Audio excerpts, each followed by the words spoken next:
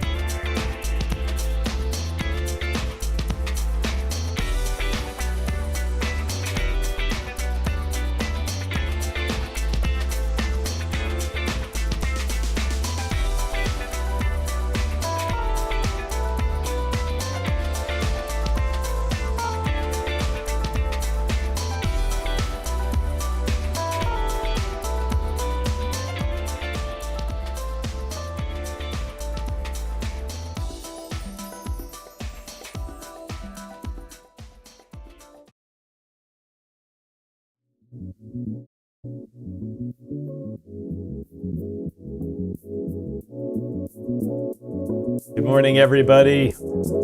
Getting her started here.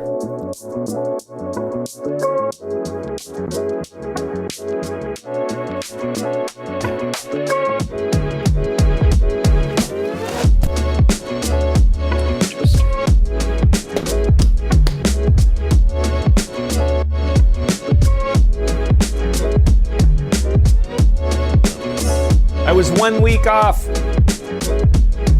1 week. Actually, I was 36 hours off. 36 hours, ladies and gentlemen.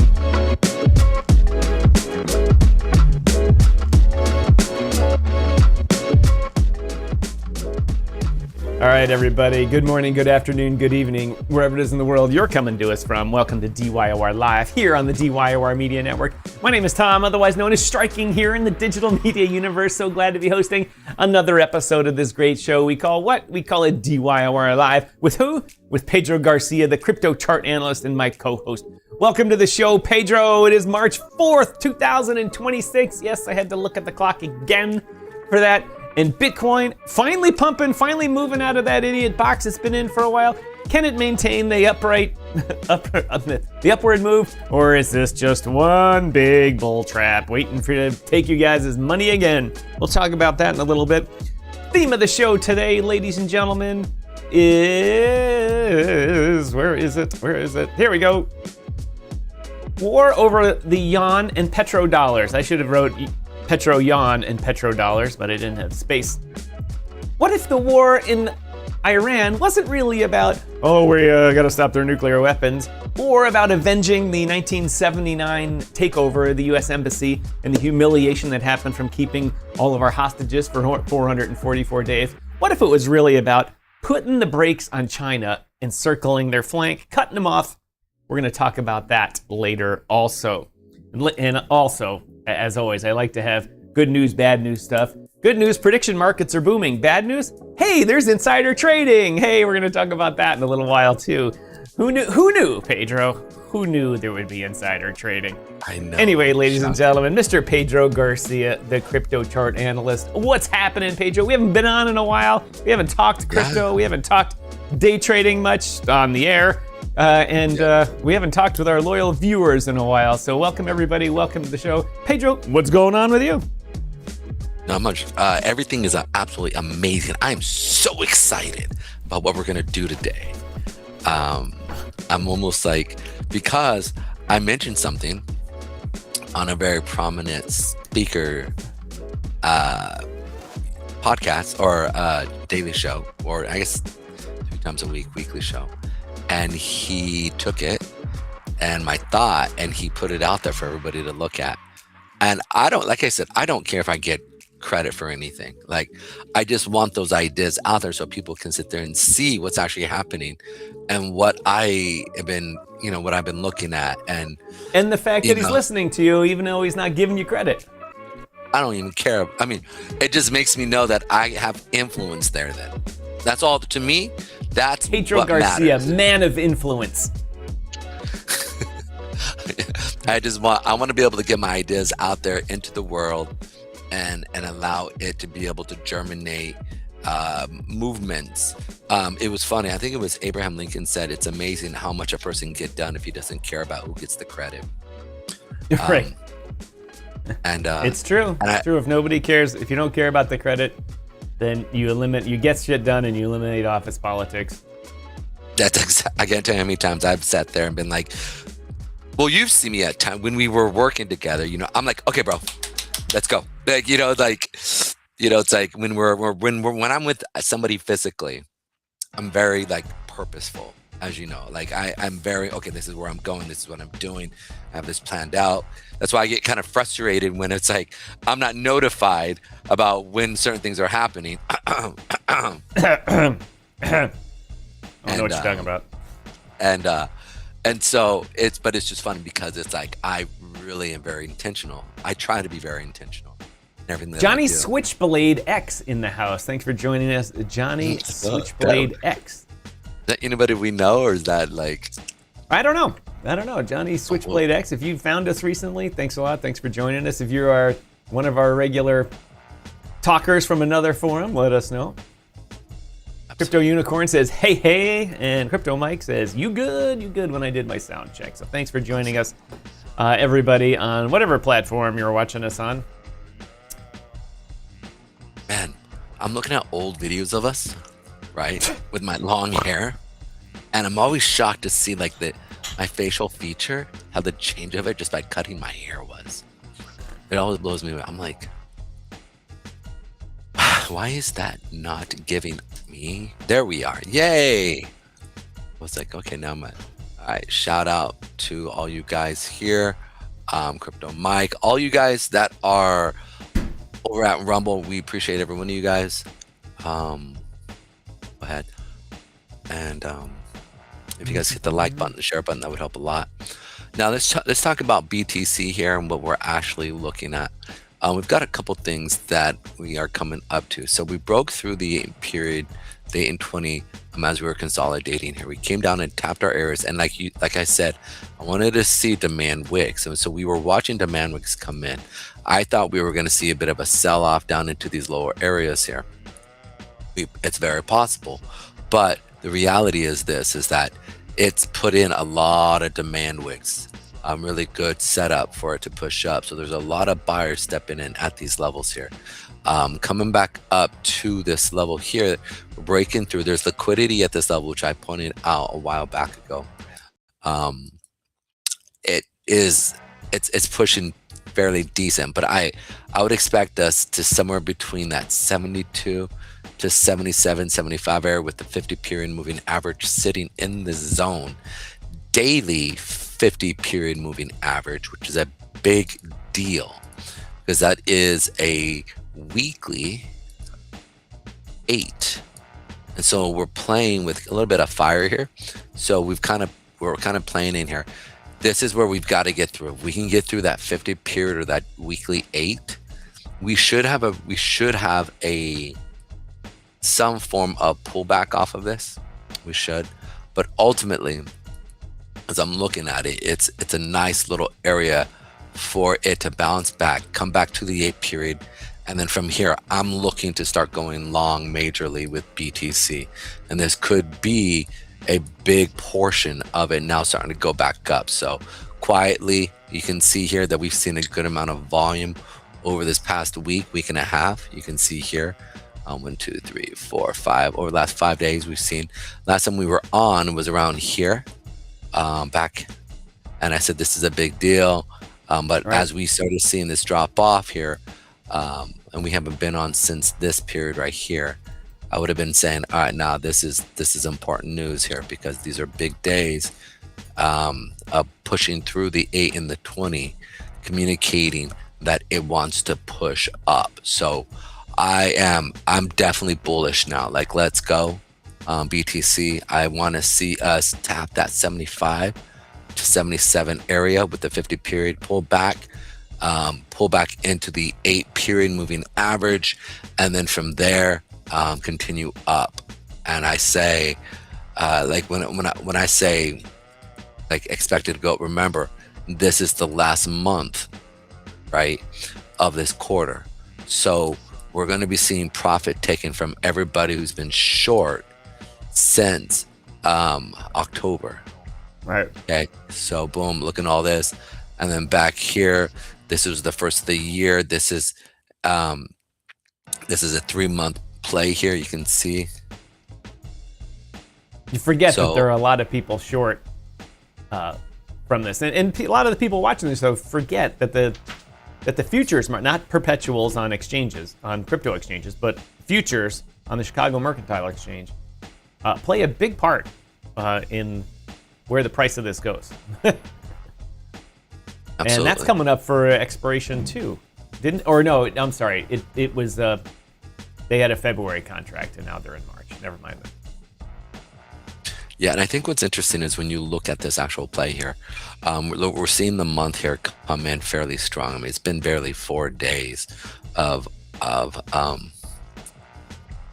am I forgetting? For March, and like it. I mean, probably 10%, 15% of volume in the first 15 days. So that is, or excuse me, the first 4 days. That's a pretty big amount, like comparatively. I mean, when you look at, let's say, back in September of 2025, like if you look, this was the monthly volume you saw come in for the full month.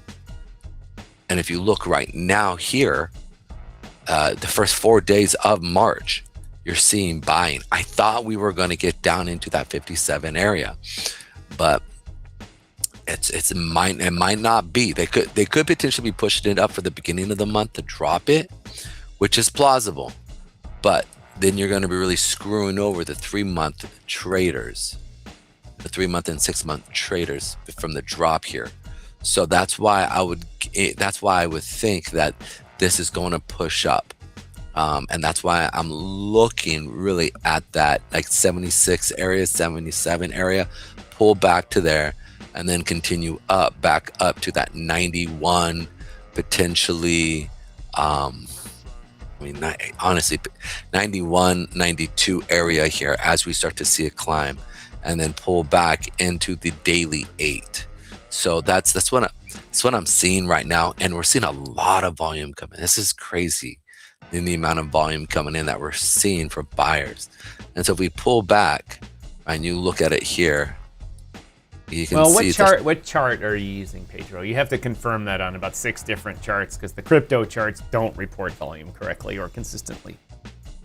this is Bitfinex. We can do Binance. Just double check the volume on other charts. Or I shouldn't say total volume, I should say the change, because if it changes in one place, it's likely going to change in another place, unless they're running massive in-house wash trades. Give me 1 second, actually. Which is not something that hasn't happened before. Look at our volume, we're so huge. All wash trades. Anyway, Johnny Switchblade says he was an old crypto YouTuber from back in the day during the Strong Block era. I replied, well, thanks for coming back to watch. We have a lot more day trading now and futures trading talk and political talk since the degen days of long ago. We're just too old to be part of the pump fund mania over there. And the pump fund mania kills those trading habits you learn over there, kill your regular day trading skills. It's, panic selling and FOMO and cheating and insider information and marketing and scams. And we're trying to trade gold, silver, the NASDAQ, and Bitcoin futures and that type of stuff. But we still talk a lot about the top altcoins, though. We talk about XRP and Solana, XLM, XMR, et cetera, et cetera, et cetera. And we do focus on Bitcoin a lot because it's fun. But Pedro, I'm not convinced. This is a big change around. I mean, just one day of really moving up in price.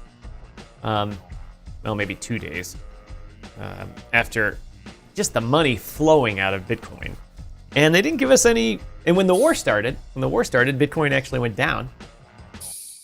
No flight to safety in Bitcoin. The big houses sold it off and bought gold and crude oil. And so I'm not convinced. From the fundamental side that Bitcoin isn't tricking us, or the powers that be aren't tricking us. The Gorilla Diamond marketing team, I recall. Oh, I remember Diamond, dude. I actually Gorilla bought Diamond. it. Yeah, Gorilla Diamond. I still have some of that in my in some of my wallets, or one of my wallets. Yeah, I should have sold that one. Now it's dead on arrival, man. Johnny Switchblade. What do you trade now? Is it just crypto? Is it degen stuff? Is it altcoins, Bitcoin, stocks, commodities, used fiats? What is it that you're into now? Let us know. We broadcast the show still on YouTube, but if you're a Rumble subscriber, catch us on Rumble. That's our primary platform. YouTube's gonna tank the algorithm now that we've mentioned that. YouTube algorithm has been very bad. Starting in January of 25, we finished 24 strong with hundreds of viewers a show, and then in January 25, YouTube said, "No mas, changing the algorithm, no more. If you mention all these woke terms and all that, you can't go anywhere." So we moved over to Rumble, but not just simulcast on YouTube.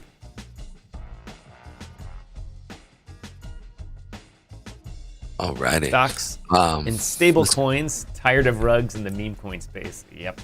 We talk a lot about stable coins here and how they're going to take over the world. Anyway, sorry, Pedro, go ahead. No. I was going to say I'm looking at volume here right now at aggregate trade, which basically brings in all of the what's the word I want to use? All of the exchanges. Various sources, yes. Yeah, so you can see here right now, looking at it from a monthly standpoint. I thought you could do it monthly. Maybe they took that away. I used to be able to do it. But just the fact is that you're seeing actually about an average amount. Then that was a good call to sit there and say, look at the average. Ehul, that's spam. Come on, man. Don't be a loser. What happened? No, we don't get really any spam on Rumble. They do a good job of keeping it out. But Ehul21 is an asshole. 21 decided to spam. Goodbye, Ehul. No, let him, dude. Like, that's engagement, dog. What are you doing? I'm just not letting him. Like, he puts up links, and I can't have links up there. Yeah, just simply put no link. Oh, keep him there. Don't ban him. Just all right, you're not banned, Ehul. You got it. If he starts to be dumb, just delete it. You know, if we celebrate what he wants, it's like humans are just, adults are just 7-year-olds. I hate to say that. You know, like any man. You're still talking about him, so just move on. You know what I'm saying is, celebrate things Ehud. Say something cool, man. Besides your... You know it's a Chinese spam farm, right? The way. Doesn't matter. Not some guy named Ehud. I don't even care. If you're going to... at least start playing with Dude, I just said you have an intestinal worm in Cantonese. Did you? That's not a... No, Mrs. Striking knows how to say it. She said that's not how you say it.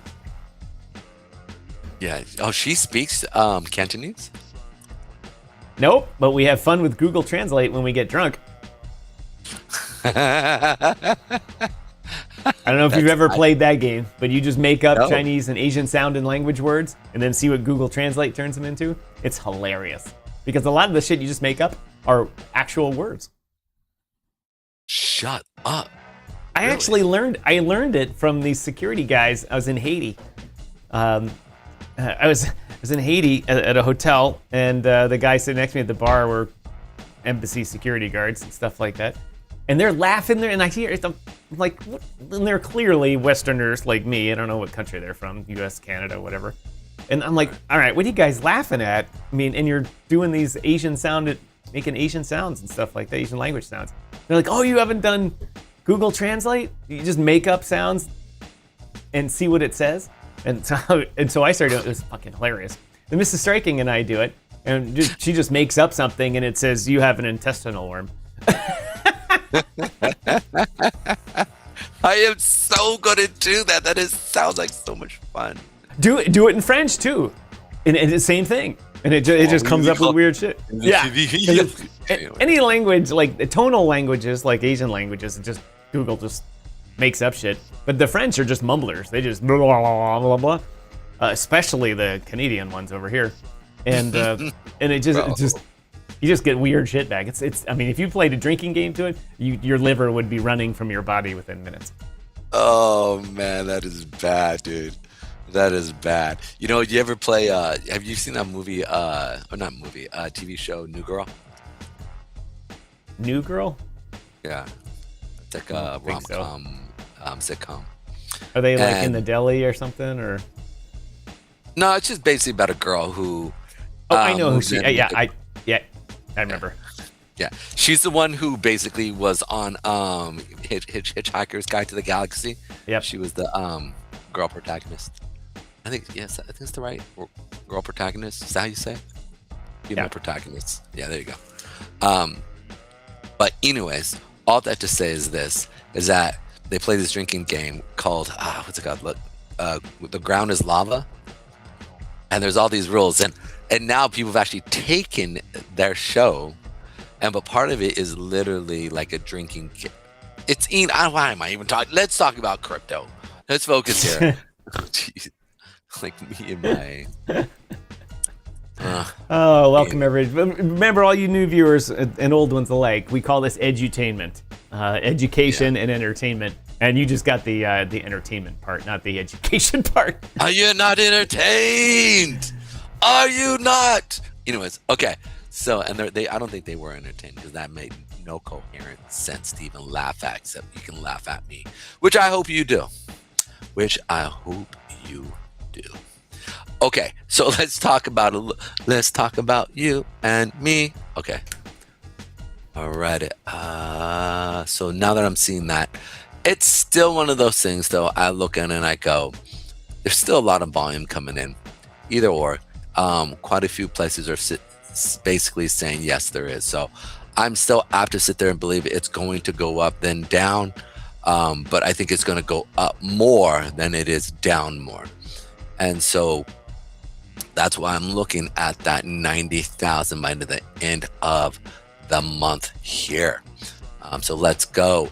One of the things I want to point out as well as, and I'm mad because it did not go through because something happened with my bank and I was not able to buy, and then I had to call them and be like, WTF. And because of TD Bank's BS that they had on the short, they're not allowing money to leave, go, at least for me.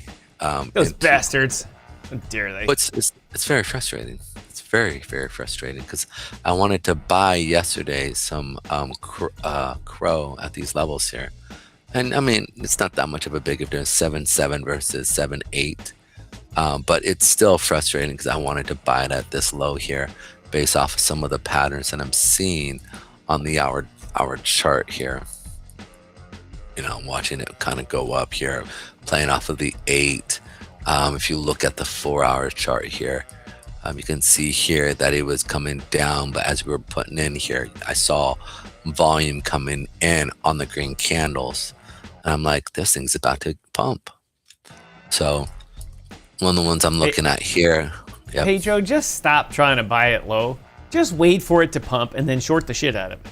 It's a guaranteed winner on the Crow chart. As soon as it pumps, short it. Or do both. Well, my goal is to honestly ride it all the way up to $1 again. You know, I mean, really, you're laughing at me, but I'm telling you, it's gonna get to $1. Crow has got to come up with a whole new strategy, because what they're doing right now ain't working. It ain't working. Their users, they've got no mojo. Nobody talks about them anymore. Nobody. I don't mean the Kronos token. I just mean crypto.com in general.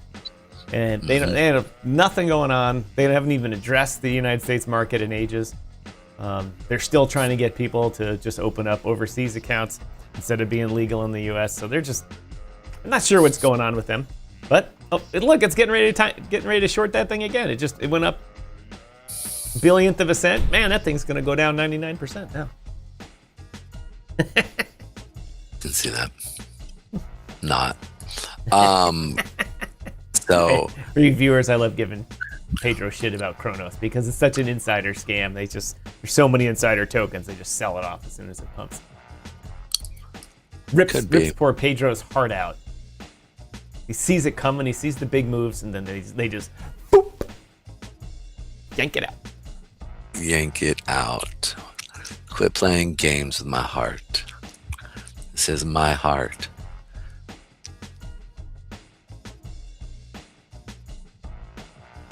Hopefully one day that'll be a meme. Welcome, Crypto Mike in the house, coming to us from Manitoba. It's finally nice here in Ottawa. Thank you for sending us one day of nice weather, Mike. I'm sure it's already freezing again and snowing in Manitoba, but we've got sun today. Sun is good.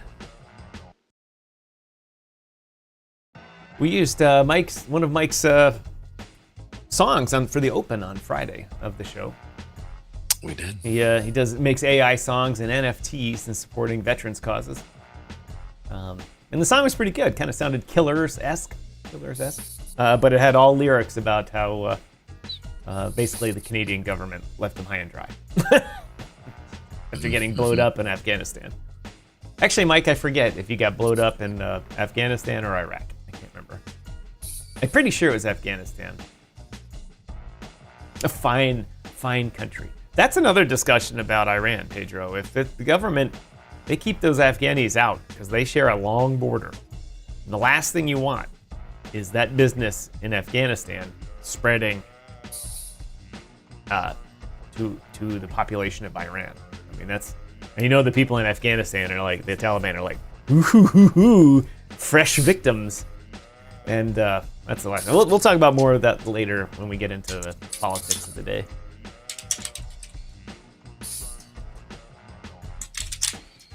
What do you got up there now? Bat?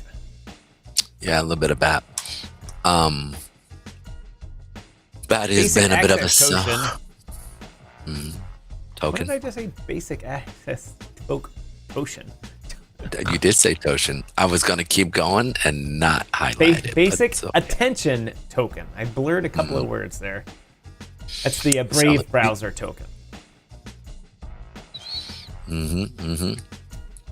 I have stopped contributing and using it because they refuse to reset my system, and for whatever reason they have marked me as some type of like scammer. Yeah, for whatever. And so I'm like, okay, I've given you a lot of free adware for me watching videos of yours, and you just refuse to now keep doing it. So I'm stepping away from them, but I do want to accumulate the token because I think, like, overall, well, I had a little pump this year up to 2 cents, 2.5 cents or so. 30 cents. Oh, I got the decimal wrong there. 30 cents. Yeah. I know they're down at that 10-cent mark area. So looking for what's up? And another obvious manipulated crypto here. Gee, is there manipulation present in crypto? What gives it away?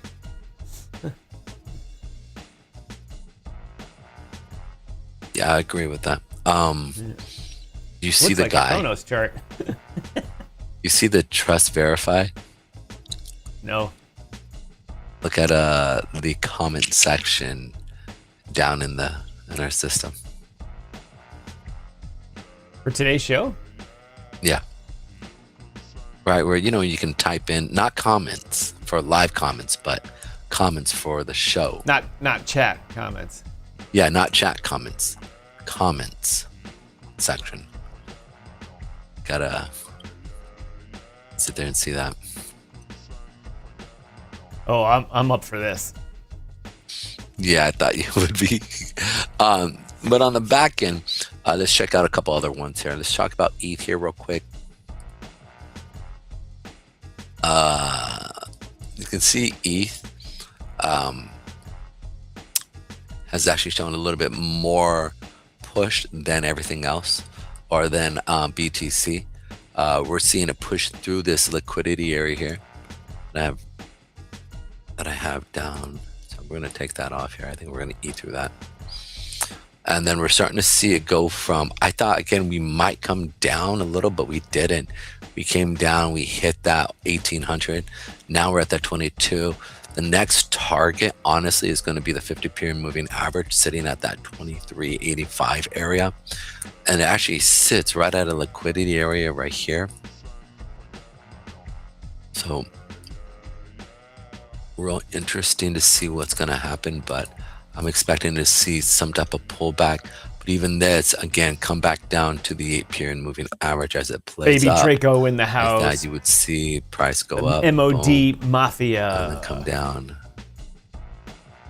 And then move up as the moving average starts to go.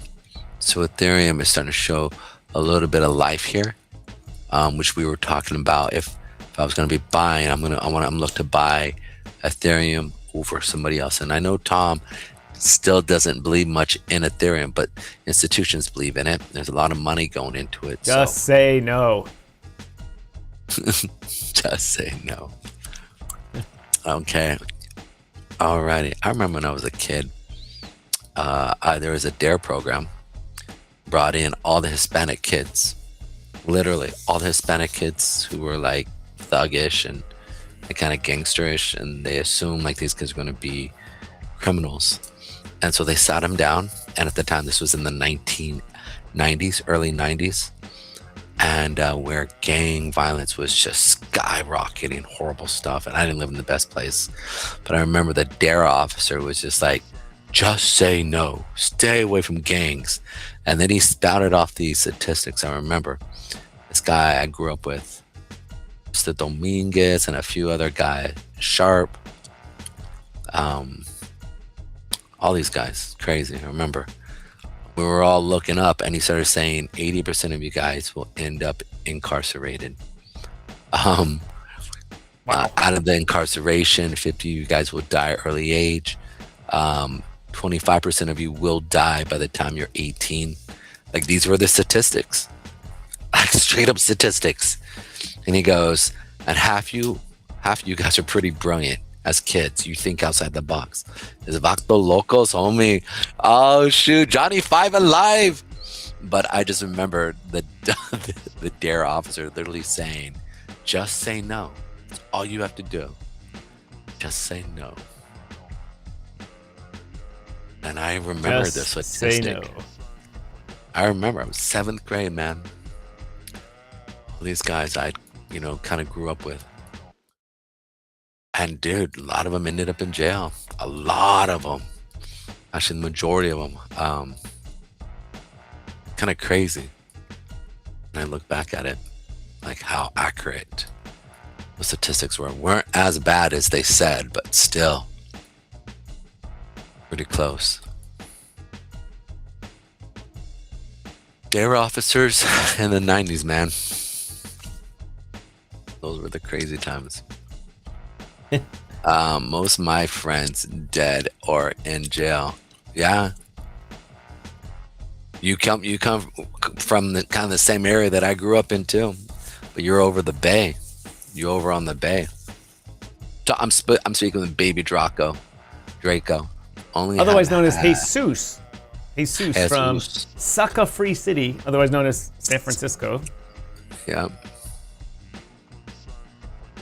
And Baby Draco, I can't even think of any of my friends that have been shot.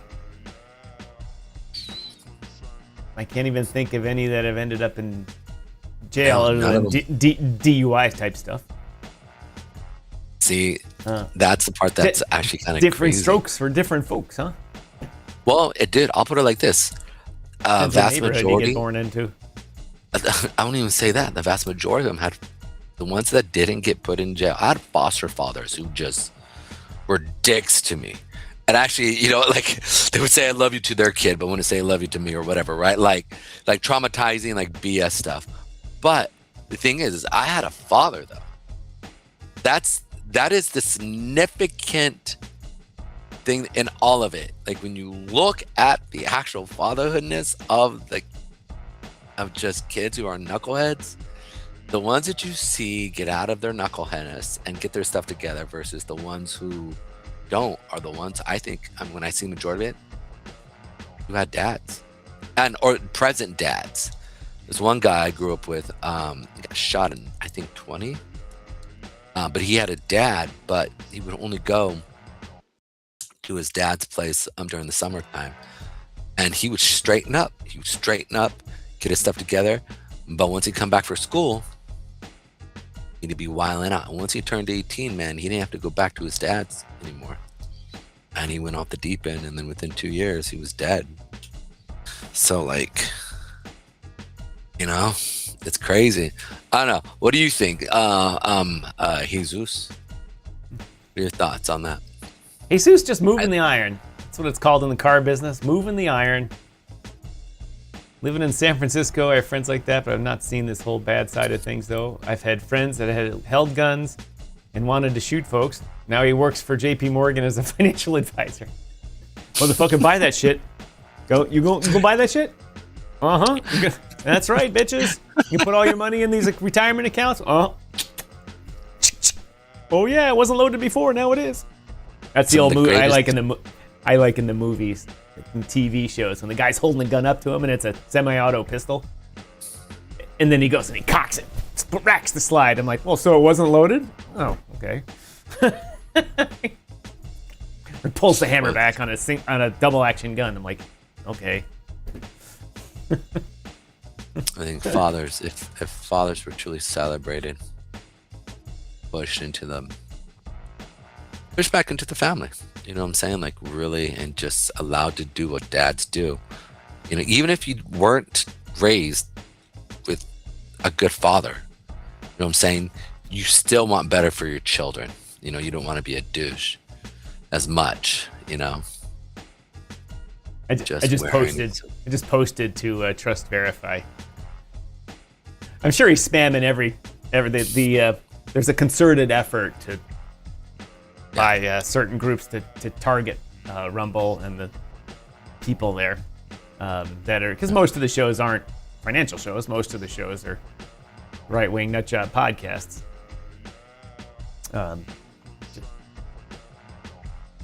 Not an American,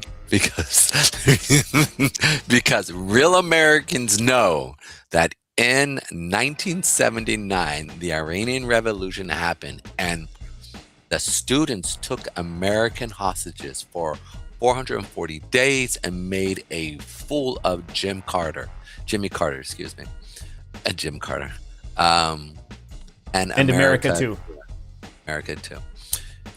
You know who was one of the people that whipped up the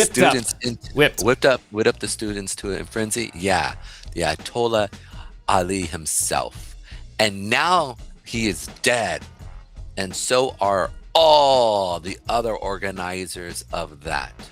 It took us 47 years, but we got them all. All I say, and I can't say's no more. Take your illegal war and anti-Trump crap elsewhere. Finally, someone has to have the balls to do it. That's right, bitches. In case you're wondering, someone posted on our show this long thing, anti-Trump stuff, illegal war, all this kind of stuff. Rubio is evil, all this type of shit. And fine, your politics are your politics, whatever. I get it. Who cares if you don't like Mr. Trump? I don't care. We like him because he pushed all the crypto rules through, and we like that. And I like him because he goes and takes care of this fucking business over here. We've been waiting 47 years to get our revenge on those fucking Ayatollahs and those fucking assholes over there that just go around killing their own people. And this asshole comes on the show and says, or in the comment section saying, oh, you guys it's illegal, all this kind of stuff. Fuck them. Let's kill all their military, kill all the Ayatollahs, all that kind of stuff. Let their parliament vote a regular person into office and get on with life. And then we're done with them. Because that Ayatollah, Ali Khamenei, who was the last Ayatollah that is now not sleeping with 72 virgins, but in hell, he was one of the leaders that he was 40 when the revolution happened. And the students were all 18 and 20 and stuff like that. And he was one of the guys that whipped him up into a frenzy and blamed the U.S. and blamed Israel for everything in the world and said, they're the reasons why your life sucks. It wasn't because people aren't responsible for themselves. It was their fault, those evil Americans. And then they took our people hostage for 44 days and made a fool of us on the world stage. And Jimmy Carter didn't do anything about it. He let the military try one little crazy thing, and they fucked that up. And the successive presidents have tried to box them in and do all kinds of stuff. And not one person until Mr. Trump came in and said, you know what, fuck that. Fuck these guys, fuck them. All of them dead. And we went and did it. And they're trying to do the maneuvering. Well, it was this reason, that reason. It was that fucking reason why. Because they made a fool of us, and we have long memories, and we have a big-ass fucking military, and we kicked their motherfucking asses. And it's still going on. It's no different, Pedro, than the Gulf War II, when Bush went in and said, oh, weapons of mass destruction. We all know that was a nice cover. He just wanted to go in and kill Saddam and blow up his military and take over his country. Why? Because Saddam tried to kill his dad. Remember, wars are personal. And President Bush Sr.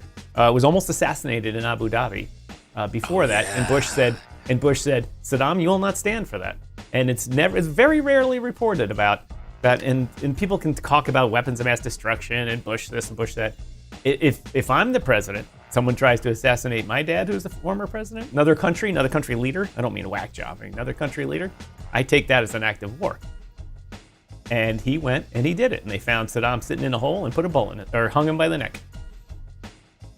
Sorry for the little side diatribe there, but this idiot brought it out on me and I had to respond.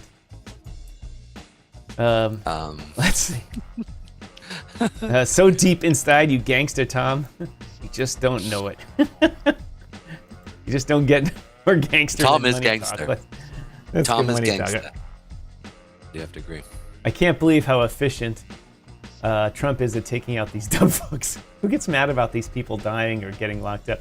Pedro, maybe it's time to for me to like read an ad, and then we'll switch to the other segment of the show. Oh, we don't have enough viewers for an ad, but that's also an interesting thing. If you're the Chinese government and you're seeing the two most important things you've seen in the past couple of months, have nothing to do with financial matters, nothing to do with debt, trade, anything, tariffs, whatever.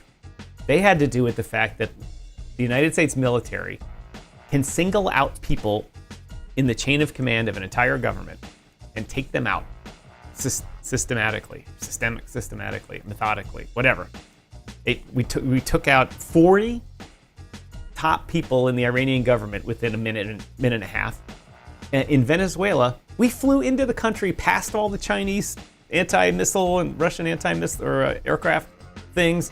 We went by everything and went in and got from someone who was under guard by lots and lots of people, got that person and didn't even suffer a single casualty. The Chinese got to be going like, huh. So if they come into Taiwan, if we decide to go into Taiwan, all of us could die.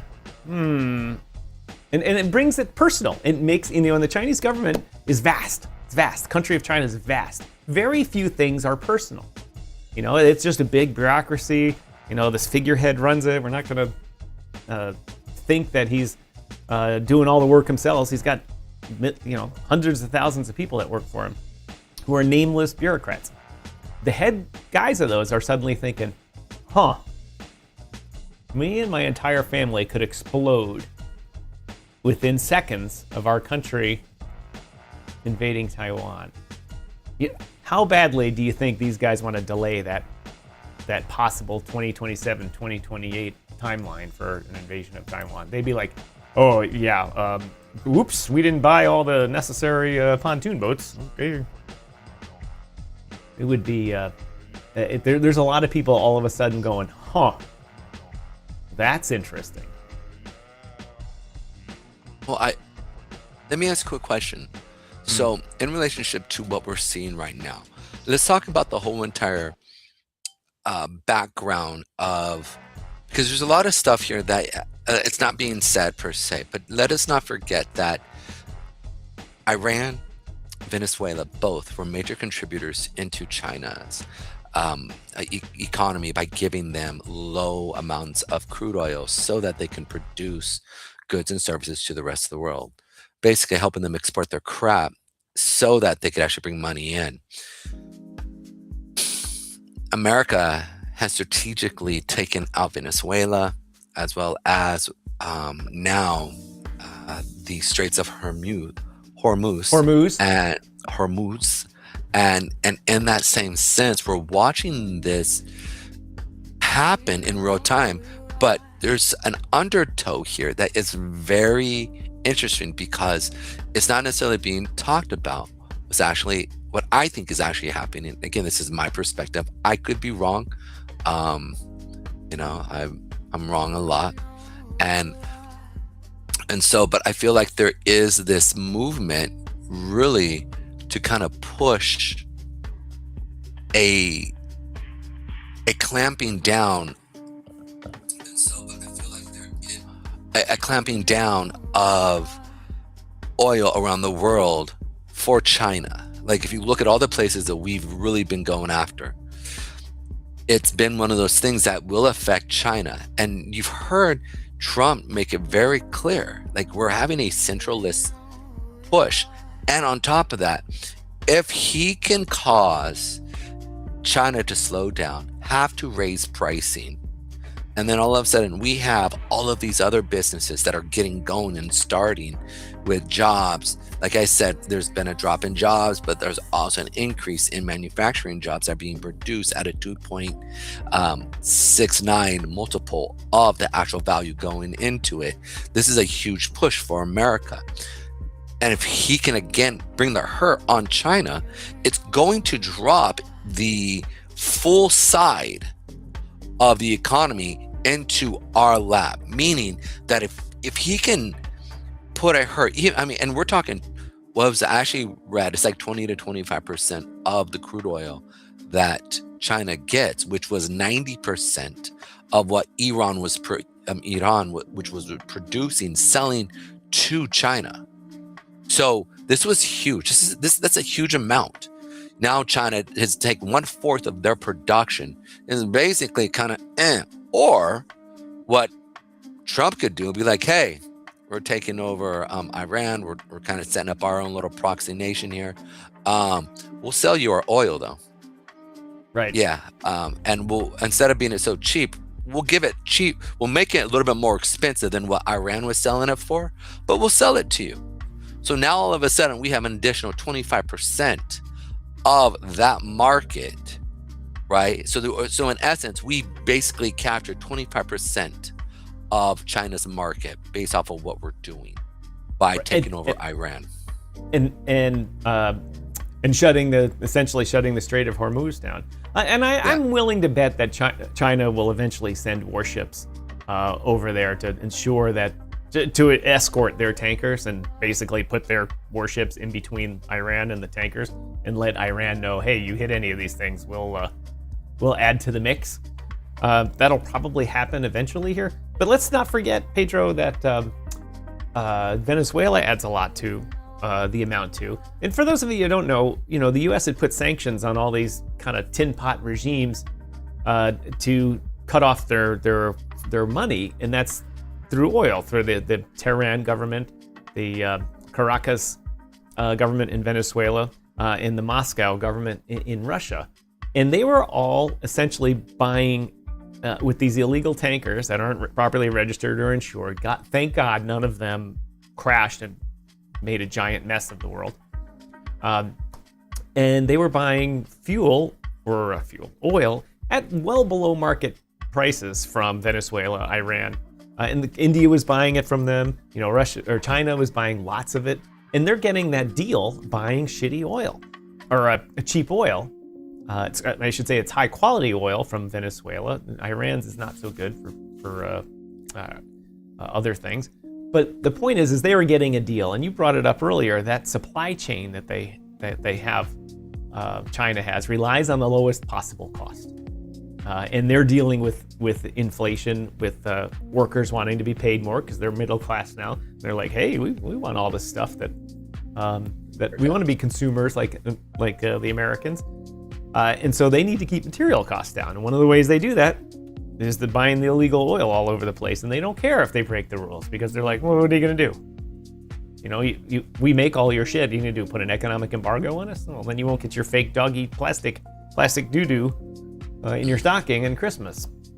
And so I think it's important to note that something that you've brought up many times here, China's economy is not the healthiest. It's quite all economies are a house of cards, right? China's is more house of cardish because it's newer and overly relies on their real estate market, which has been propping up the country for a long time, and frankly, free trade. And with their real estate issues coming home to roost, and the debt associated with that needing to be paid or written off and their currency devalued or whatever, and along with the trade and all the important things, U.S. government policy now is like, hey, we got to make sure semiconductors, steel, and all the basic things of war are made here, regardless of cost. We can handle it. Oh, it's inflation. Okay, well, we're not creating an enemy, or I should say a dependent country of China, and we're dependent on them by rehoming all this stuff. So it's important to note how fucked China is if they can't get their cheap oil. And I think you and I talked about that before the show. And that is very important. And it brings, the topic of the show, Pedro, as I've been saying here, is the war over petrodollars, the American style paying for oil in dollars. And what China's trying to do is say, hey, you got to pay us. We want to pay you guys for oil. that we buy, but you got to take the yuan, our currency, and transact with us in our currency. And that's a problem. It's a problem. And I want you to go back over and talk about the points you're bringing up on Tom Bialu's show about this. Yeah. So I think what's important, or I didn't talk on it. I was typing and commenting on in their stuff. So my biggest thing is I think this is like almost a three-way interesting thought process. You have one, the yuan.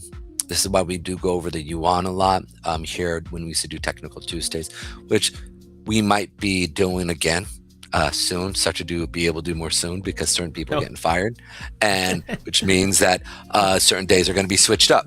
So just give me a heads up. Like we talked about that yesterday. Anyways, so the reason I'm saying that is Tuesday comes along and we talk about the yuan, how the yuan is affected by the Petroyuan. And in that same sense, they've got to get people to be able to buy. Now, China doesn't itself produce a ton of oil, right? We know that. But the reality is this, is that if they could rival the petrodollar, and which they start, now it was minuscule, but the fact is that a giant doesn't start off as a giant, right? You give it enough time, all of a sudden it's so big, now you got to handle it.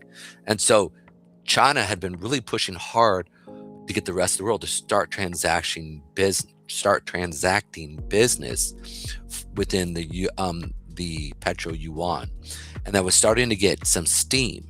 Because of that happening, right? Whenever you do that and you buy the petrodollar, you basically are buying bonds within the Chinese economy, and in doing that, you help support their actual government of running business, right? I.e., this is what helps us in America. This is why America is so strong, because whenever you do business, and so that had just started to really climb.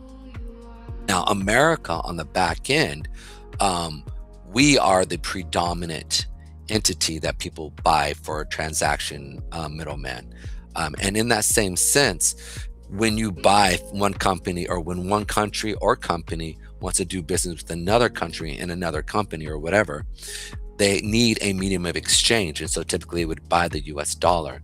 And hence, when you do that, you're able to then get yield off of that dollar, hence going through, and you're going to put that in treasuries. Now, that has been dying down because, one, people are kind of a little worried about what's happening in America. Two, slow down in the actual trades around the world, and China being outside the system doing business with, let's say, Africa and other places in which the medium of exchange could be the Petro Yuan there. By America coming in and literally putting a smackdown down with Iran and Venezuela, hence they are adjacently looking. It's almost like, when you're looking at somebody, or if you're in New York, and if you're in New York, you're on the subway, and they call it the New York stare. And what happens is, there's a person in front of you. You're looking at, but you're not looking. You're actually looking at the person behind them, right? But you're not looking at them. You're just looking straight, almost seeing through it. That's almost what America's doing right now, where it's almost like the New York subway, but we're looking at China saying, do something. You're going to need to do something. And so now that they're in a crunch, if America has the ability, or can get the rest of the world to start buying, and this is going to sound weird, this is where it comes back to cable or crypto, to start buying stable coins, right? Because if they can push the rest of the world to actually, and again, I don't understand the banking system and what's happening there, but if they can get the USDT and USDC to start getting bought in a lot of these war-torn countries like Iran, like not El Salvador, and Venezuela, thank you, in Venezuela, you then all of a sudden have now another need, because whenever a country goes into war, what's the first thing that drops, right? It's their currency. And so all of a sudden now things are falling apart, and they need some form of currency, some form of monies. And so everybody knows if they get reestablished, what's the first thing that they're going to do? They're going to start transacting their business literally in USDT, USDC, hence buying what? US Treasuries. US bonds, right? Yes, yeah, US bonds. Well, treasuries, bonds. Treasuries, yeah. US financial instruments Yeah, and that are doing backed that, by right? the US government. Yeah, and so I think what's interesting here is and then in doing that, that strengthens America, that strengthens the need. And these were partners that China was really relying on from an economic standpoint to help feed into their economy. Now it's been inverted, and so watching what's actually happening here over a potential year, 2, even 4 years. Let's say after Trump leaves, even if he's got 6 months, right? 3 to 6 months really right now. If he's able to get Iran to flip and just cause mass destruction there, just if he can destabilize it in a way, he destabilizes China by 25%. That's Absolutely. a big deal. That's a big deal. And then if he can even convert that disruption into U.S. Treasury buying, win-win, because all of a sudden now he's balancing the budget. He's handling, a couple things that he just, and even if he doesn't get reelected and the Democrats are going to sit right back on those shoulders. They're going to get right back on the shoulders, which that they were built on, and they're going to take that win. They're very much going to take that win, and Trump and the Republicans will be like, these mother. But the thing is, they'll be the first ones, because when you remember, Biden never took away Trump's tariffs. He kept them on. Like, people don't actually understand that. When Trump left his first term, Biden never took those away. Those things kept stacking cash. So I think it's interesting to see what's actually happening here. I think that's actually what's happening. I think this is more financial. Now, the other part behind it, I also realize, is that it actually even strengthens, because most people don't realize that there's a huge Christian population. I wouldn't say huge, but there's a decent sized Christian population in Iran, and I've been seeing videos of them openly worshiping, like in buildings. Yeah, whereas before, not good for a while. Well, not good for like 30 years. 47 as a matter of fact. Yeah, 47. Yeah, 47 years. If you were a Christian in Iran, you were literally tortured. You were literally killed, brought out into the street. To a point when the name of Jesus, when it was brought up, people were like, who? You mean the guy in the Quran? Right. They started having visions, literally, and this is well documented, the man in white. The reason why I'm saying this is we know that once Christendom gets into a nation and it starts to go, what does it produce?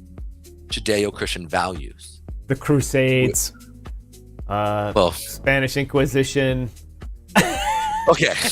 Okay, yeah, I'm not disagreeing with that. Yeah, Jim Crow laws. Oh. No, Jim Crow Sorry, laws. Mac. First of all, listen. Come on, there man. is I a had to go distinction. there. You're right. Okay, all right. There is a distinction between people taking things way too far and the people like just read the teachings of Jesus. Like, just read the Gospels. You'll see that all that stuff is way out of whack. The man who says, when a man strikes you, turn the other cheek.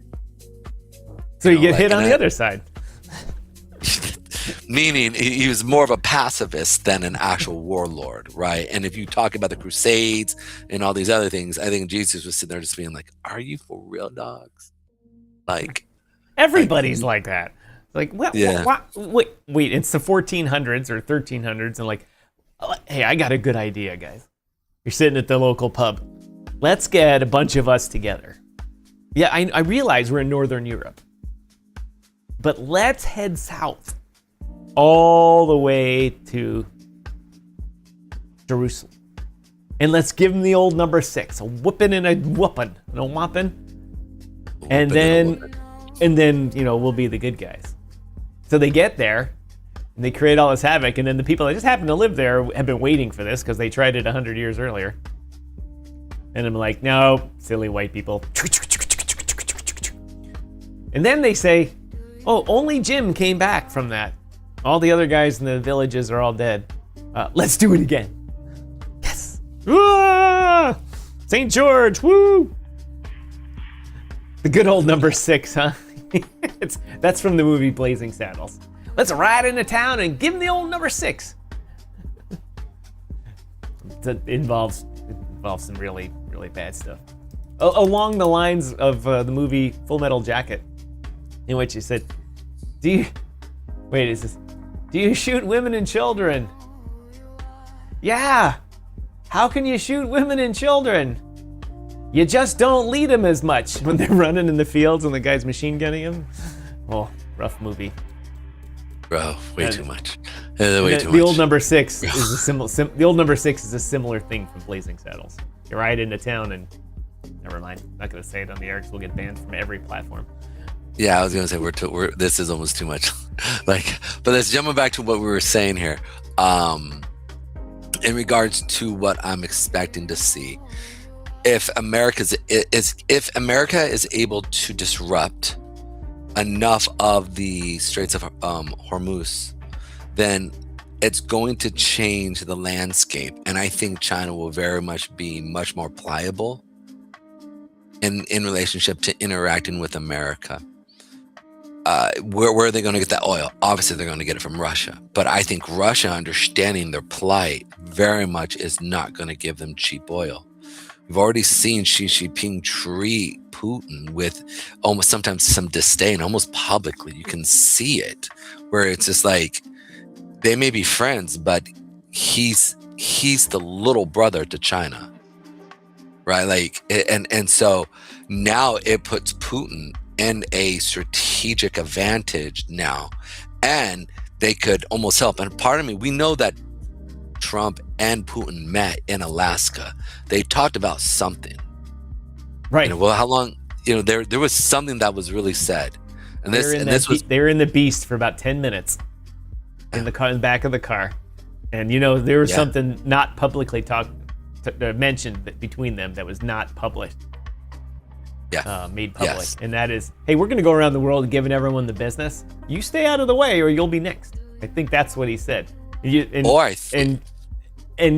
won't give you so much business in Ukraine or something like that. And Putin went, sounds good. He knows he knows. We'll give you Crimea. We'll give you what's the city that they want? We'll give you some concessions. Donetsk. Yeah, whatever. We'll give you partial Ukraine. We'll allow you to be able to trade with China because we're going to be taking out about 30 to 40% of their oil dealings with China, or with half of China's. I wouldn't say half. I would say about 35%, 40% of China's need for oil will come from you, in addition to whatever you're giving them. So, Look, try this out. Don't get in our face. Keep it amicable, and we'll move forward. I don't know if Trump knows Russian, but I know he's dealt with. I would say that he's dealt enough with Russian society to be able to communicate in a way that's like, look, we all like money. We all understand the world is changing. How about you come on our side? How about they come on our show? Wouldn't it be good to have a panel discussion with Trump and Putin? Get some views, wouldn't it? Get some Xi. Hey, Xi, why don't you come on over? Let's talk this stuff out. No, not yet. He doesn't speak English, so that's not going to work so well. But. Hey, that's why we have Google Translate, man. Don't you know? Niet. My sister actually speaks Russian, though. Well spoken. Yeah. She actually lived for short as an exchange student in the old Soviet Union before. She lived there twice. She was there as a high school exchange student, And then in college and university, she did a semester there at the Moscow Institute of Energy, or something like that. And that was after the fall. So she was there before in the Soviet Union and after the fall. And nothing but hell. It's just no, nothing but hell. Jesus says, grew up with some Russians. That guy that became an advisor is Armenian. Makes sense. That was one thing that people don't talk about much, because they didn't have a lot of oil there. Nobody talked about it, That's why he's so wild.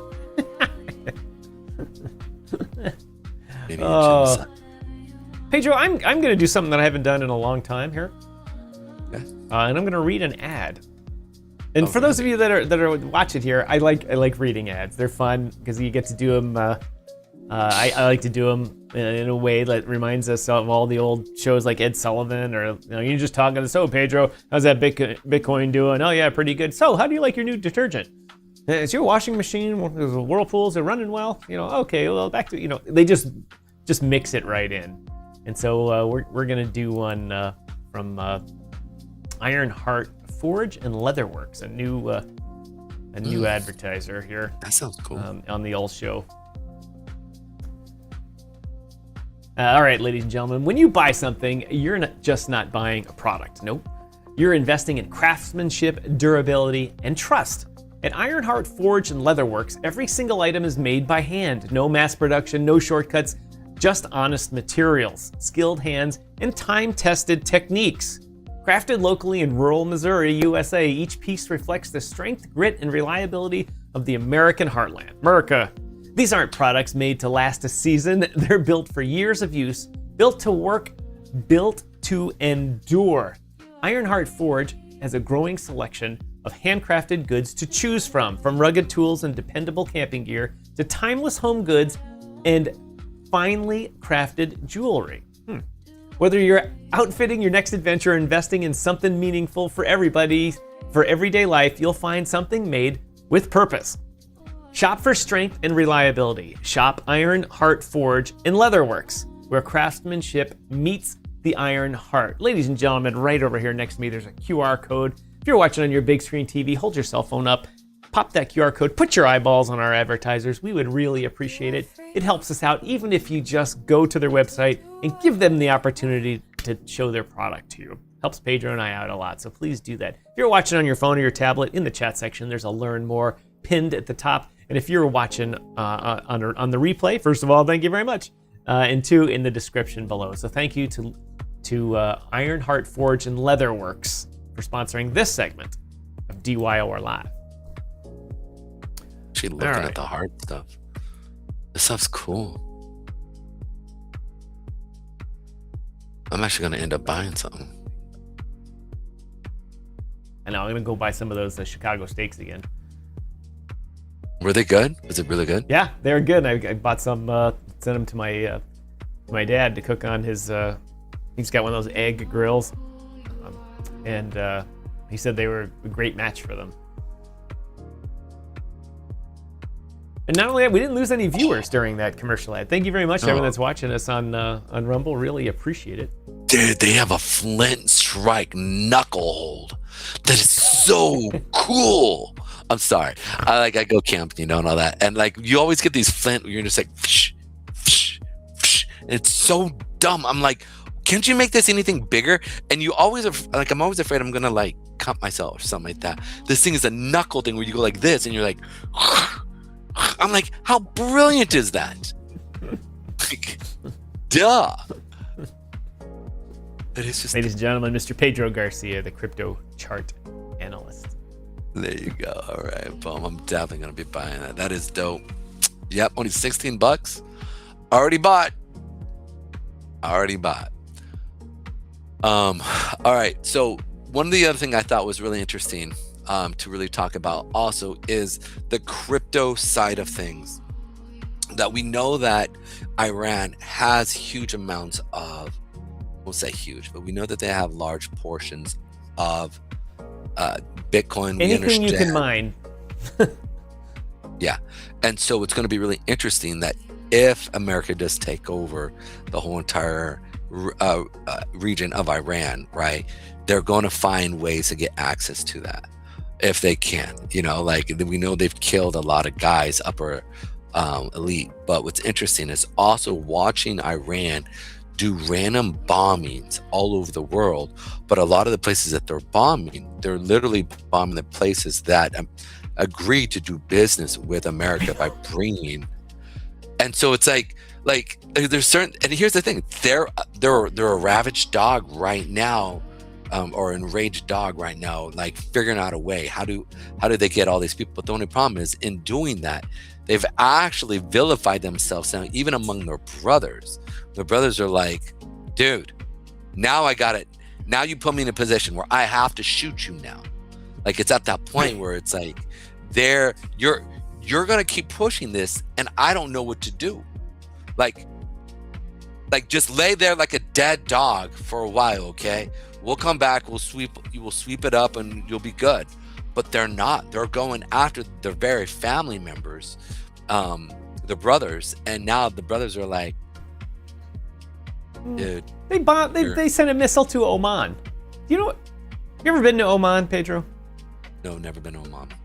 It is a sleepy little seaside country that not much is going on. The whole place, most of the people are kind of agricultural, kind of peasant farmers. It's not a wealthy country. They don't have a lot of oil because the oil ends around the top of the. They do have some, but not a lot. And it's not much going on. And they even tried to broker the peace between U.S. and Iran. They tried to negotiate. The Iran's foreign minister. I used to sell cars to the head of the Sultan Qaboos, the former. I was like, I can imagine. There's so many good stories from that one, but and I've been there. I used to have to go to Oman all the time when I lived in the Middle East, and you just drive over from Dubai or Abu Dhabi, and there's nothing going on. It's beautiful. It's on the edge of the sea. It's beautiful. It's got mountains in the background. It comes down to the sea. It's kind of like California, but no green vegetation. It's just, kind of goes into the ocean. It's really nice. Yeah. There's nothing going on. And the Iranians send missiles there and, endanger families and kids and all that kind of stuff. It's not like, they're going to send a missile all the way from Iran. It's going to, take out some American guy walking on the street like, oh, shit. So these are Iranians. They have all these missiles. They've been building them for years. They have a massive industry that's homegrown, and they mostly make all the parts themselves. And they have an actual manufacturing industry. And they just think having a bunch of missiles and then we'll just shoot them randomly all over the place. And they hit. They can use GPS and get to certain places, but even then they're going so fast. They have to know how to. It doesn't. Bombs nowadays don't blow up when they hit because they go through them so fast. They blow up outside of them. They have to actually explode before they get there. And that knowledge of how to do that, they don't really have. So these things just come in and go through buildings and blow up the school next to the place they're trying to hit. And it's like, what were they thinking? It's like, what? I guess they just thought no American president has really dealt with us. Barack tried to, but he ended up just making a nuclear deal, and we just lied and cheated anyway. And then Trump did too, and then he tore it up, and then Biden had another one, and then Trump said, screw that one. And then a lot of people give Mr. Trump grief, because if you recall, for 10 years, 12 years, 15 years, Trump's been tweeting, right? And all his tweets are public record. And all he did was talk about this president or that president, mostly Barack and Biden, talking about how they were going to start wars in Iran, illegal wars in Iran, this type of stuff. And Mr. Trump came in and he never campaigned on saying we're going to deal with Iran. He campaigned on the nuclear deal, but he never campaigned on whoop. And he's been very honest where he's failed. He talks a big game about everything. I've solved everything. But he's been honest in which he said, I failed in Russia and Ukraine. That was much harder, and I thought I was going to be able to fix that fast, and I couldn't do it. And he failed in Iran with the nuclear deal and getting them to stop. And so we went in and bombed their nuclear reactors and their things. which I might say we had been planning for 20 some odd years. Like, actually, we built special bombs 25 years ago just to be able to do that. And finally he says, all right, they're still not coming to the table. That's it. We've got to take it. We've got to deal with Iran, not just for the nuclear, not just for the terrorism. They're the sponsor of terrorism. They're such a pain in the ass, the whole world. All these poor countries around the world. Remember, they bombed, the Iranians bombed Argentina. Don't forget that. They've been a state-sponsored terror all over the world and killing hundreds of thousands, if not millions of people, including dealing with the U.S. Embassy in 1979 and making a fool of the United States. And he said, that's it. We've had enough. We've had a fucking enough of you guys. It's time for you to go. And hopefully the people of Iran, in which they have now gone, poof, just like that.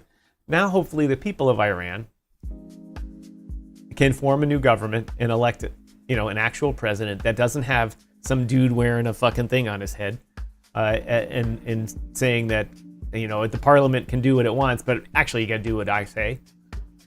And have a real government and get on with it. They've got a manufacturing industry. They've got great ports.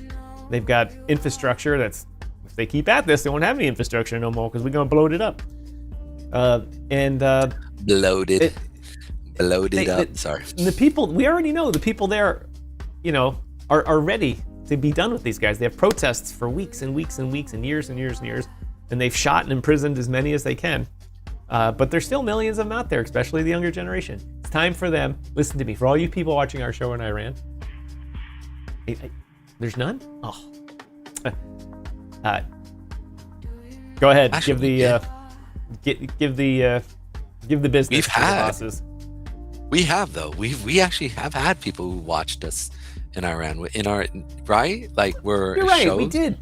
You did. We did have someone, and I remember addressing it like, we can't discuss financial matters with you.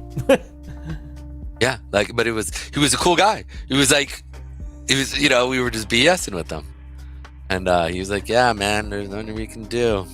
You could totally tell. I was like, wow, bro. Yeah, that was interesting. So we've had some people in Iran, and the Lord bless that guy wherever he's at, man. You could tell he wasn't happy with where he was at, but he hopefully is prospering. We're talking about a viewer of the show that yeah is not happy where he's at. Now, the other part behind, I think, what's really also important to add into is just the fact is that a lot of those bombings are countries that have made deals with America. And it was actually Tom Bilu who brought that up. And also Peter Zane, I think that's how you say his name, Peter Zane. And so it's like, if you're going to bomb people, at least, one, and I thought this was really interesting.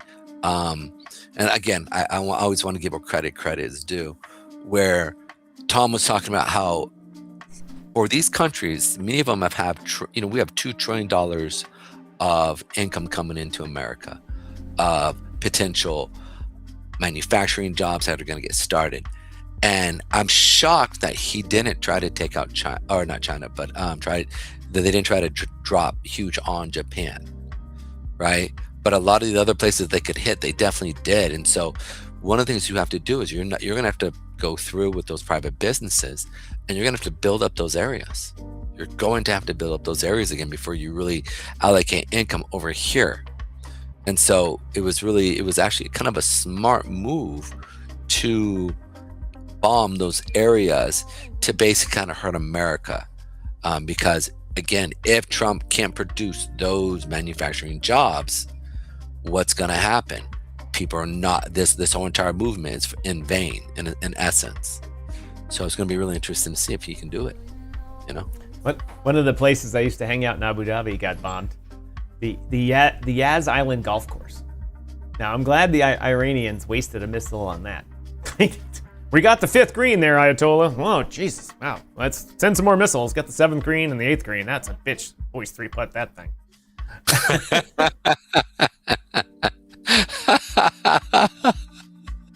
I mean, the places they shoot some of these things. And then also, since we're sending... I used to know a bunch of the guys that, like the UAE guys, bought a lot of our Patriot missiles and THAAD missiles, essentially the Iron Dome stuff that only Israel has. The Americans developed it all and sell it to all of our friends.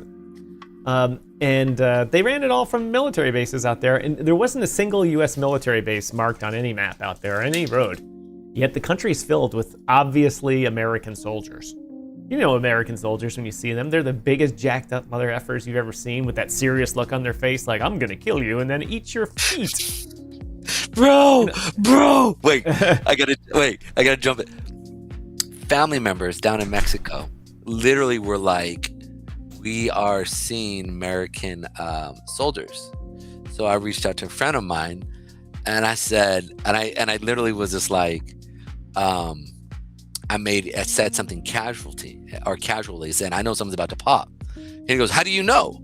And I go, well, I have family members who see these guys. And like, how can they? I go, it's kind of hard to hide an American soldier. I mean, they're kind of, unless they're CIA, you know, those dudes are pretty beastly and they don't F around, especially our top Navy dudes, or our top, you know, guys. And people will respect them. You ain't gonna mess around with them, right? You know, one of them could take out an army. So, like, are you gonna really mess? You know, it's like messing with a Spartan. It's like, do you really want to? Do you want that smoke? Like, and then you know, a couple months later, you know, all this stuff that started popping off in actual in Mexico, and so I told, I said to him, I said, hey, you might want to tell those guys to conceal themselves a little better because the locals can see them. I'm just saying, like, hey, you know, and they're, you know, obvious. And a lot, yeah, it's a little obvious, but at the same time, it's like, yeah. But the thing is they're not dicks, you know. They're not going. No, they're nice guys. Yeah, they're nice guys. Nice guys. They're not being douchey, you know. They come in, they hide. And there's not a lot of clothes that fit them, so they all wear the same kind of like loose-fitting shirt, shorts, and you know, shower sandals when they're walking around and stuff. Like, hey, nobody will notice me, you know. And like they got the cargo pants, yeah. The ground thumps under them, and the same sunglasses. Clunk, clunk. I am Iron Man. Otherwise known as Delta Force. Kunk, kunk, kunk. But in that same sense, it's interesting because watching this stuff happen. Now, I mean, obviously, I didn't go around saying anything, right? Like that, we knew that something was going to happen over in Mexico. You know, the locals were Sicario Part 8. But on the back end, though, watching this situation happen around the world is an important thing to be paying attention to, right? I'm sorry, I interrupted you. You were just saying, you were talking about military guys and I was like, in Abu Dhabi and Dubai and stuff. Yeah. And there's big trade shows and all the American military companies are over there. It's not a secret, but the military bases are a secret. They're not on any signs. Even the UAE ones aren't like on any signs. It's like, ooh, shh, military, please.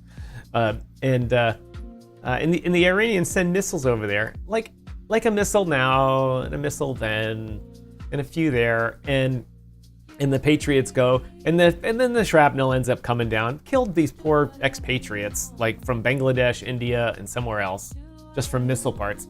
Hold on, I've got a dog here that's begging to get out. And they, the poor guys are just going about their business, not involved in any war, just trying to make some money. And missile parts fall out of the sky on their car, and they're dead. I mean, like, come on, Iran. You think that's effective? I mean, you have to have to win anything and to deter someone, you have to have overwhelming force. Like to make people go, oh shit, I'm not gonna do that again. You know? And you know, that's why our prison system doesn't work here in the US, because nobody says, oh shit, I ain't gonna do that again. Guys go into prison saying, hey, I'm gonna meet some new brothers to learn some new techniques to lie, cheat, steal, scam, and kill people. And so the overwhelming force that the Iranians always claim they have, their million-man army that they have, it's like Saddam's million-man army. There's about 80,000 guys that had training, and then the rest of them are just dudes with an AK and those big build floppy hats. Have you seen the Iranian baseball hats with the brims out to here? They're the goddamn funniest thing. It's like it's a comedy movie. It's like, hey, I saw that in a comedy movie. And they're not properly trained. They don't have the money to train them. People don't have the time. They don't have the logistics. They don't have all that stuff you need to be an overwhelming force. And we know that. In fact, the whole world knows it. And then we just kind of kept them at bay for years. Like, oh, okay, whatever. Let's give them, Obama gave them some piles of cash in exchange for giving going ahead with the nuclear deal. Okay, whatever. And then they're like, they didn't know when to cut and run, and they should have done that. And instead, they got Northrop Grumman, Lockheed Martin, General Atomics, and a bunch of other friends showing up. Knock, knock. Who's there? Guided missile. Oh, shit. We can talk about this all day. I think also from like more of a let's bring it back to crypto stance.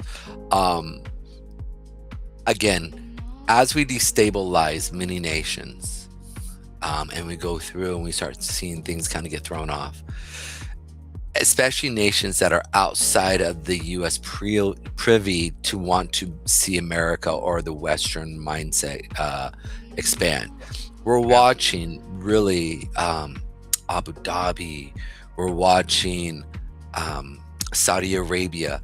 They are becoming more westernized and more open to the freedom that the West has. Right now, it isn't. Yeah. Again, I'm not saying it's perfect or whatever, but I'm just saying that they're open to it.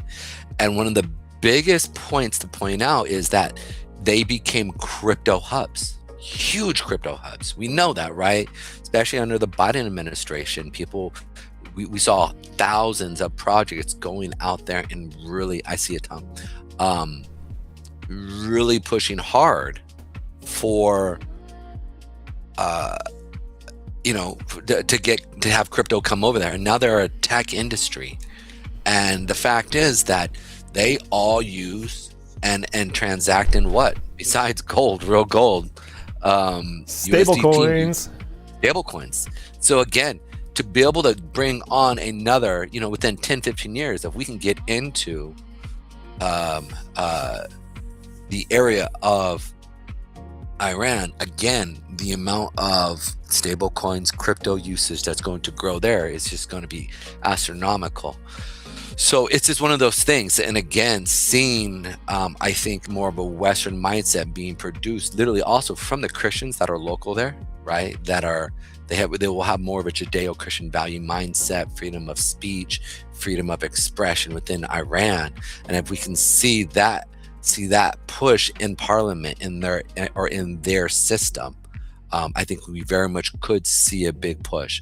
Imagine actually even seeing a Christian president in Iran, right? It's possible.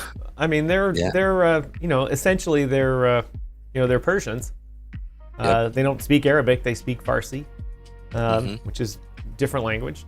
And they very well, if this theocracy gets lost, they could go back to a normal secular government like Turkey was for years, and for that matter, like Afghanistan was for ages, until the morons showed up, and be a good part of the Middle East, and could be an actual buffer to the mess in Afghanistan and Pakistan and stuff like that, and for that matter, China.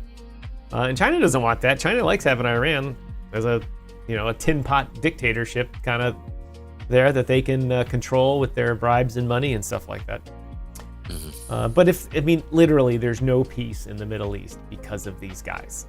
They're the reason behind the terrorism. They're the reason behind the whole Palestinian issue. They're the reason behind the whole Hezbollah issue in Lebanon and the Lebanese civil wars. The instability in Syria, all because of Iran. The whole thing. The only reason Jordan didn't fall is because the king of Jordan, his father hated those motherfuckers.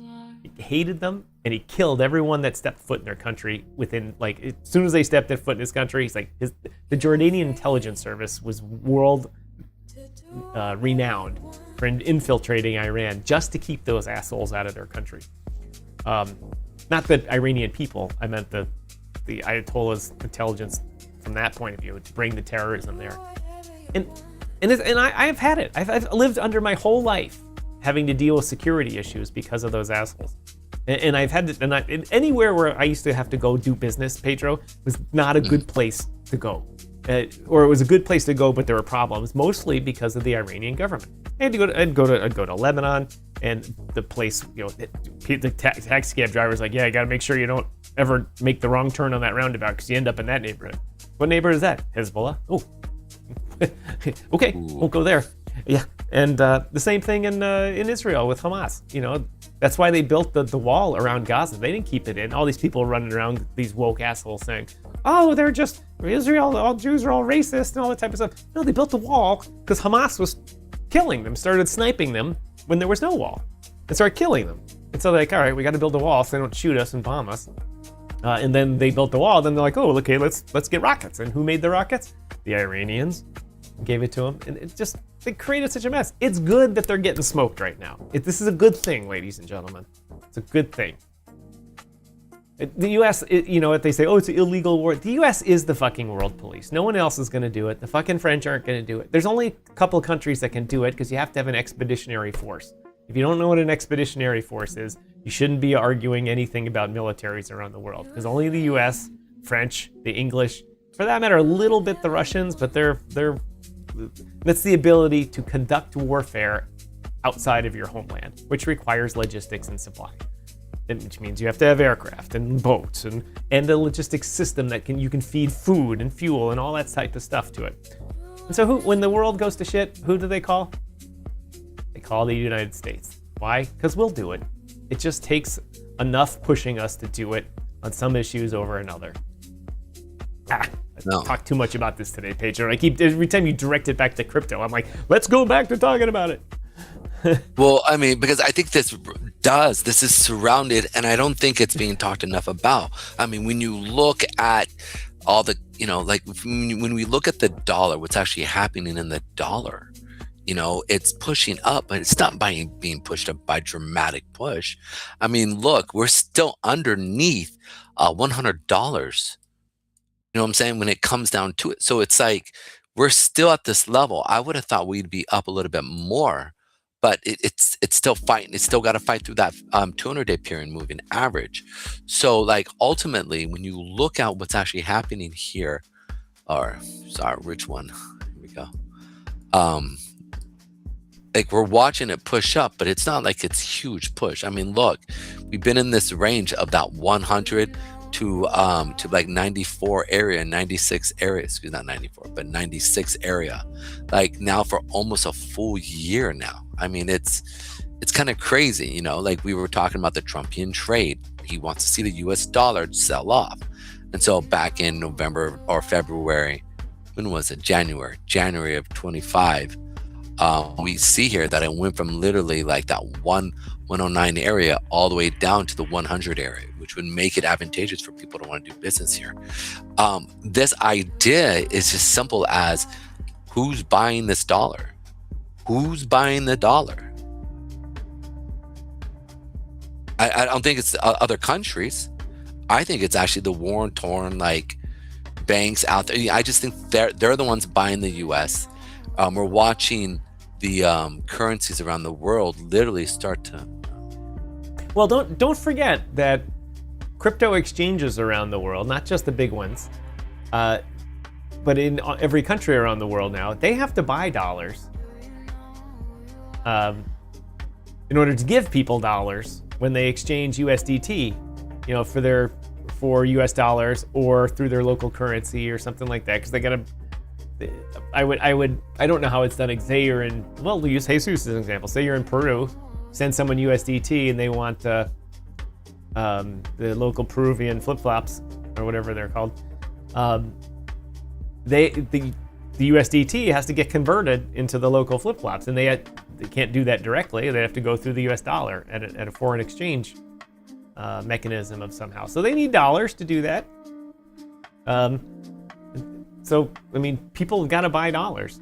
Now that people are probably hoarding them too, Pedro. They may not be buying them in bulk, but they may not be disposing of them. Yeah, I think that's really important. The fact is that they're holding on to it. That's the key, right? They're actually holding on to the dollar, because as America keeps, I hate to use this word, because these are lives that are being taken, and it breaks my heart. But as America keeps blowing stuff up, I don't think this is the short of it. I think I think Democrats, they're using this ploy, but I believe this has actually been started. So if the new administration comes in and it is more of a Democrat, I don't see them getting out of this conflict. If anything, I see them doubling down and saying, okay, let's really push. And I think you'll see an agenda of a push for transgenderism, a push for in these countries. I think they're going to try to do that if they get into office. I don't think they're going to try to get out of these wars. So it's going to be really interesting to see what's actually happening. Speaking of other countries and stuff, South Korea stock market on Thursday was look at all-time high, like, let's go, right? Like, no joke. This is there. Look, bro, since last month, it jumped from 150 and came almost all the way back down to 125. And that's a pretty big drop in a few days for their country. And so I brought this up because, a lot of people are kind of talking about it on the internet. And so if you're looking to take part in this play, just saying, if it continues down, I'm thinking more or less down at that 101 area. You can buy the ETF on South Korea. Their symbol is EWY for the ETF. The area that I'm looking at is really kind of like this, like 100 area, potentially. And let me go to move this right here. Boom.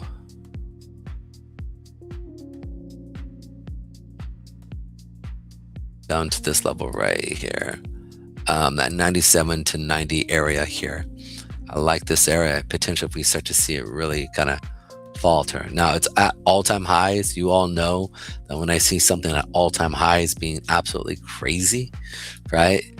I'm like, man, it would be a nice little area for it to kind of pull back down to, and then see it go back up. So I'm looking at that 97 to 90 area. To see if it pulls back down where the gap is at, is really why I pulled that up, that area right there. Anyways, that was like a nutshell. All right, ladies and gentlemen, that's all we got for you today.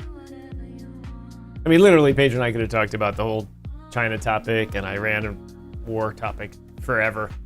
But the kind of the important thing going on right now outside of actual war is the thing above my head here, above Petro. Price of Bitcoin, 73,683. Oh yeah, that's what I wanted to show real quick before I go off on a raid here. You might want to mention that Crypto Mike has left us, and I see he's already pre-rated the place I was going to raid. I was 1 week off, Pedro. 1 week. 1 week off. 1 week off. This chart here is the my monthly chart that I talk about, trying to figure out how the month's going to go. And I was wrong at the end of the month of February. I said it's going to go up. It's going to go up because of all the reasons I always talk about. And it didn't. It dicked me over. Uh-oh, we got a new high in Bitcoin, 73,747, going up. But as you can see, I was just a couple days off. So I'm claiming it as a victory anyway. There you go. 1 week off. Anyway, ladies and gentlemen, let's run the old run the outro today. All right, ladies and gentlemen, we're going to do a raid here today. We're going to raid. We are going to raid Sin City Crypto Show. Crypto Mike has already done that, and I can see he's already over in the chat over there. But anyway, please join us over there. When the message says chat, please go and do that. Or raid, please go and do that. Accept the raid and go over there and join us. Ladies and gentlemen, as always, my name is Tom, otherwise known as Striking, here in the digital media world. So glad to be hosting another episode of this great show. Pedro and I will be with you tomorrow again. Ladies and gentlemen, Mr. Pedro Garcia, the Crypto Analyst. Analyst, I blew that one. Anyway, let's do the raid. We'll see you over at Sin City Crypto. For the rest of you, I didn't hit the confirm. Getting ready, DYOR. All right, ladies and gentlemen, we're going kabong. You know what that means? If you don't, you're about to find out. So we'll see you. Come on.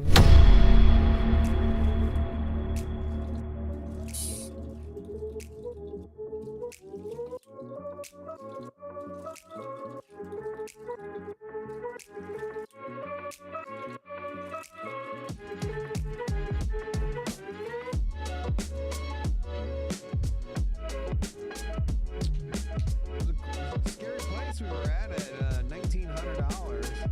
You know, we repeatedly went back to this chart here. Last time that Bitcoin, or excuse me, ETH traded under 2,000 was back in May of 2025. And so, you know, you're really thinking the direction of ETH here. If it lost 2,000, was it going to be able to get back above that 2K resistance? Well, here we are, and so with momentum, obviously, it's following the price of Bitcoin, so keep that in mind. But no, man, I like the ETH move. It's outperforming Bitcoin on the 24 hours, not outperforming Bitcoin on the week. And so, you know, what will we see here? Because ultimately, Bitcoin led the way earlier this week. However, outperformed by alts. And so I think that this is likely an indicator that what will happen to altcoins if we consolidate. I think we're going to make moves. I think that the Bitcoin ETH trade right now is telling you that, like, hey, Bitcoin's slowing down on the 24 hours. It's still up 7%. I'm not saying it's not rallying, but relatively speaking, ETH is outperforming. And so if we get a consolidation, if Bitcoin hangs out, consolidates for a week, I think we're going to get a nice rally out of alts. That's something I'm taking away between the trade of Bitcoin and ETH over the last 24 and 7 days. And then, you know, you go down, the next biggest gainer is Dogecoin. Dogecoin's actually up the most on the 24 hours if you take a look here. Also, you're seeing Zcash getting a nice push as well. You know, I've been asking myself, you know, what is the expectations of Zcash for the remainder of this bull market? Yes, I said bull market, not back in the bear market. You know, we keep flip-flopping. You said we're in a bear market. I know, but then we got you flip up over a $5,000 move, bro. Get some balls. DYOR Media says rated the stream. Let's go. Okay. Yeah. What's up, guys? DYOR Research Media. Well, happy to have you here. Yeah, I mean, you gotta be nimble in crypto, bro. But you gotta be nimble. Being nimble is different than being made out of gelatin. You're made out of gelatin right now. Okay. I said that we were in the stages of a bear market during the collapse from, what was it, about like 105. Once we lost 100K, I was like, bro, this is not looking good. We're smelling bear market territory. And we went all the way down to 60,000. But